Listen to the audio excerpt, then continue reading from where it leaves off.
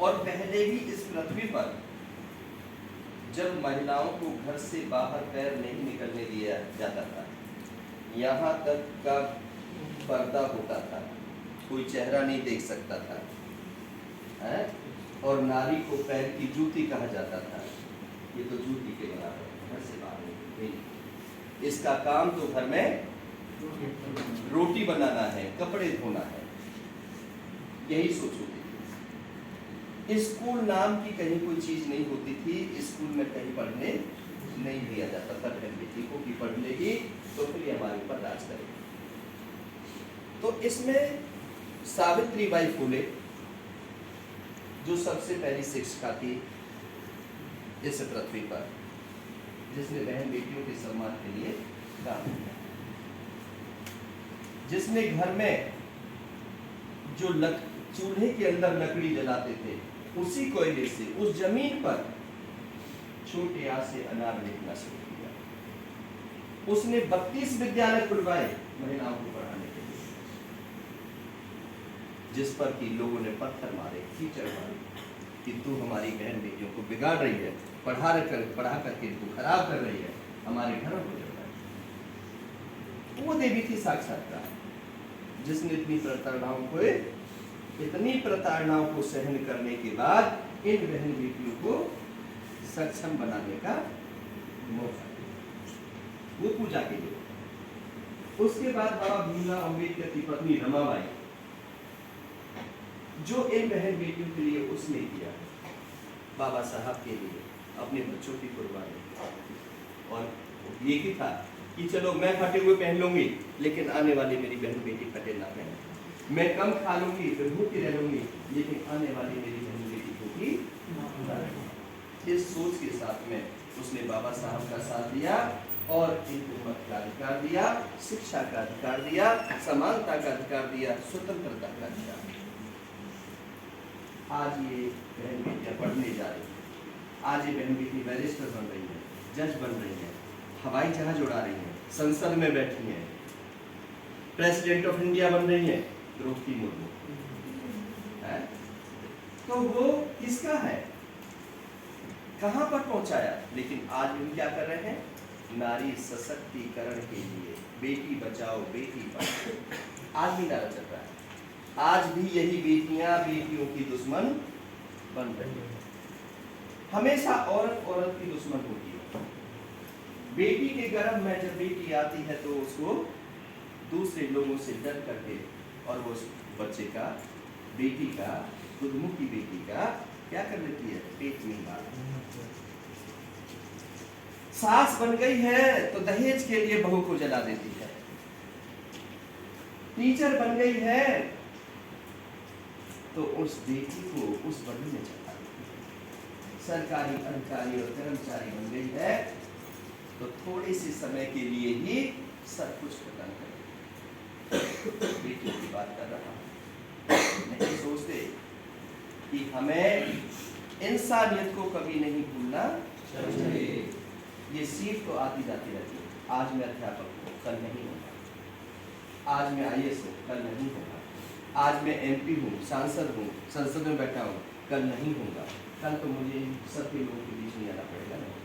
तो मेरा काम क्या है? मुझे अपनी इंसानियत को बरकरार रखना चाहिए और बहन बेटियों का सम्मान करना चाहिए। आज बेटी बचाओ बेटी पढ़ाने का जो नारा है, क्यों क्या जरूरत पड़ रही है? आज जेंडर अनइक्वल हो गया है। पुरुषों की संख्या ज्यादा है और महिलाओं की संख्या 1000 पर 800 850 महिलाएं हैं। तो फिर क्या होगा? ये रेपिस्ट तो बढ़ेंगे, बलात्कार तो होंगे। जब जेंडर रेशो हमारा ठीक हो जाएगा और जब हमारे पास ये क्षमताएं नहीं होंगी, हम खुद समझदार हो जाएंगे कि बेटी हो या बेटा हो। हम कहते हैं ना बेटी बेटा एक समान। कहाँ है बेटी बेटा एक समान?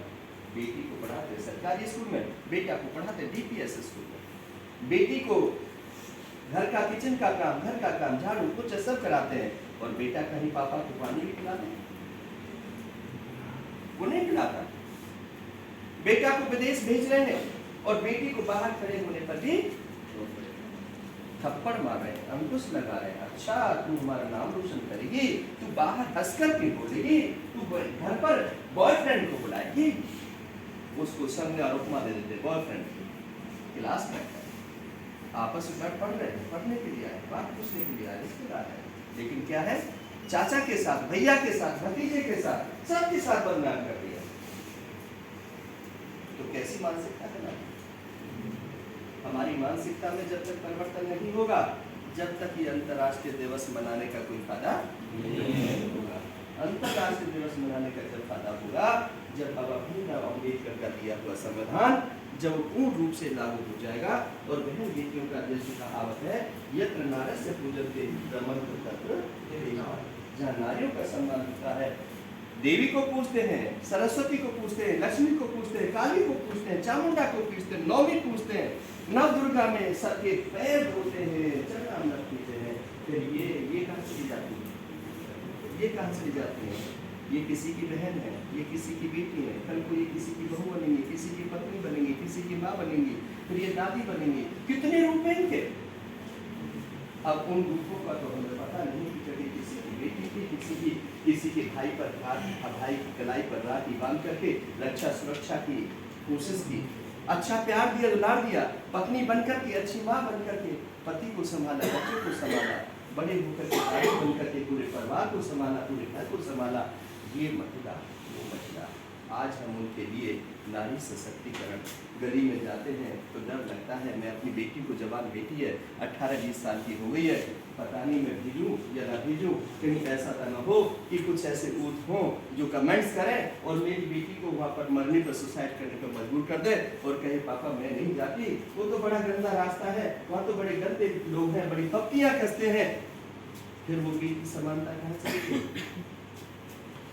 कौन लोग हैं वो जिनकी वजह से बेटी घर से बाहर नहीं निकलना चाह रही है, जिनकी वजह से स्कूल कॉलेज नहीं जाना चाह रही है, जिनकी वजह से स्कूल कॉलेज को छोड़ रही है और यही करिए नहीं, इससे तो अच्छा शादी कर दो, मैं तो अपना मतलब जो है मेरे बस की बात नहीं है, मैं नहीं सहन कर सकता। तो ऐसे देश में जहाँ समानता का पाठ पढ़ाया जाता है लेकिन समानता को अपनाया नहीं जाता, जहाँ बहन बेटी पढ़ाओ बेटी बचाओ की बात करते हैं लेकिन बेटी को यूं भक्ति में झोंका जाता है। ऐसी महिलाएं जो वर्दी पहन लेती हैं सरेआम, आप लोगों को अभी फरीदाबाद का केस है, हाल ही कल परसों टीवी पर चल रहा था, अखबारों में आजकल प्रिंट हुआ है, एक महिला, वर्दीधारी महिला ने एक सामाजिक आदमी को और फंसा दिया और उसके बाद उसकी जमानत हो गई। ऐसा भी है कि जो बड़े आवेश में जो महिलाएं आ जाती हैं, कई बार वो भी महिलाएं कम नहीं है, मैं ये नहीं कह रहा,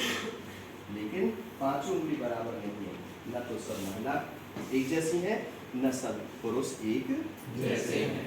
गंधों की संख्या पुरुष में भी है और गंध की महिलाओं में भी भरी हुई है, लेकिन हम कर क्या सकते हैं?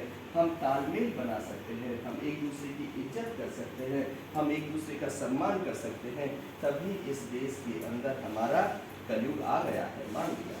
और कलयुग में ये सब कुछ जो मैं पढ़ा रहा हूँ, शायद ये पढ़ाई आगे काम, ये अभी तक तो काम है, लेकिन 10-5 साल के बाद में इस पढ़ाई को पढ़ने के लिए लोग तैयार नहीं होंगे, विषमता आ जाए।